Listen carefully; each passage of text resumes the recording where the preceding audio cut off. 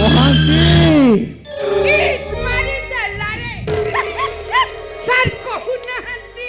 ମ୍ୟାଡାମଙ୍କ ପାଇଁ ଫ୍ରିଜରୁ cold drinks ଆଣିକି ଦିଅ ଯେତେ ଯାହା ହେଲେ ବି ସେ ଆମର ସ୍ପେଶାଲ ଗେଷ୍ଟ।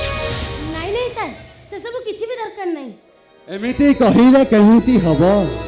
ଆସିଛ ମାନେ କିଛି ତ ପିଇବାକୁ ପଡ଼ିବ ନା।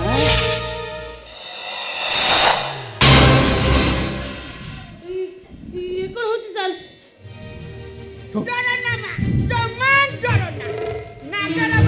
ସେଇଟା ଗୋଟେ ନୀତିଦିନିଆ ପୁରୁଣା ସୁଙ୍ଗା ସୁଙ୍ଗି କରିବା।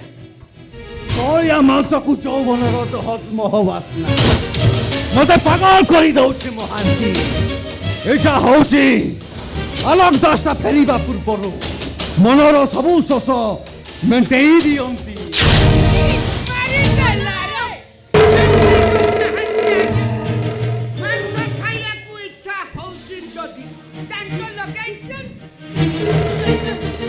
ଯାହା କୁହ ମହାନ୍ତି ଆଲୋକ ଦାସଟା ମାଲ ଖଣ୍ଡେ ପାଇଛି।